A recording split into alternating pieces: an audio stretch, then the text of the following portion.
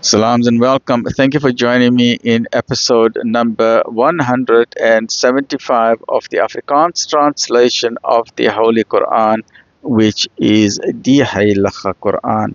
And as what we said for chapter 9, we do not start with the normal Bismillah. We just continue and start with the chapter immediately, right? So we are busy with, let me just find my pencil. Okay. We are busy with hoofstuk number 9. Episode 175, hoofstuk nommer 9, die boetedoening, Surah number 9, At-Tawbah. Afdeling 3 van hoofstuk nommer 9. Die heidene se diens van die heilige huis. Die heidene het geen reg om die moskees van Allah te onderhou, terwyl hulle ongeloof teen hulle getuig nie. Dit is hulle wie se werke te vergeefs is en hulle sal in die vuur woon. Die moskees van Allah kan slegs onderhou word deur diegene wat in Allah en aan die laaste dag glo en die gebed onderhou en die zakat. Wat is die zakat? Die zakat is die gunste aan die behoeftiges, wat is 2.5% van jou excess wealth, reg? So dit is, en die zakat betaal en niemand behalwe Allah vrees nie. Die sulkes is op die regte leiding. Dink julle dan dat die verskaffing van drinkwater aan die pilgrims en die onderhoud van die heilige Kaaba gelykstaande is aan die dienste van iemand wat in Allah en die laaste dag glo en hard in die weg van Allah strewe?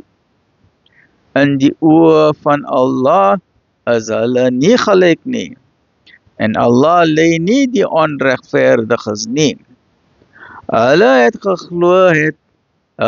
wat geglo het en uit hulle huise vlug en in die weg van Allah haar gestrewe het, met hulle rykdom en hulle lewens is veel hoër in aansien by Allah, en dit is hulle wat sal seëvier. Hulle Heer bring hulle 'n blye tyding van sy barmhartigheid en welbehae, en tuine waarin blywende saligheid vir hul sal wees, terwyl hulle vir ewig daarin bly. Voorwaar, by Allah is daar 'n groot beloning. O julle gelowiges, neem julle vaders en julle broers nie tot vriende as hulle die ongeloof bo geloof verkies nie, en die van julle wat vir hulle tot vriende neem is boosdoeners. Sê, as julle vaders en julle seuns en broers en julle vroue en julle naasbestaandes en die skatte wat julle vergaar het en die handel waarin julle 'n slap te vrees en die huise waarvan julle hou vir julle dierbaarder is as Allah en sy boodskapper en sy diens.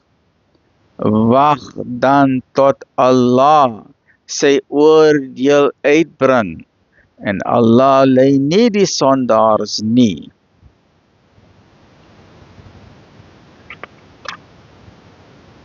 Okay, 175, 176.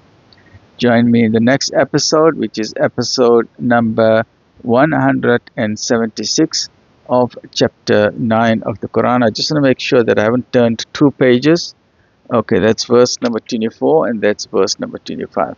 Look after yourself. Alhamdulillah Rabbil Alameen.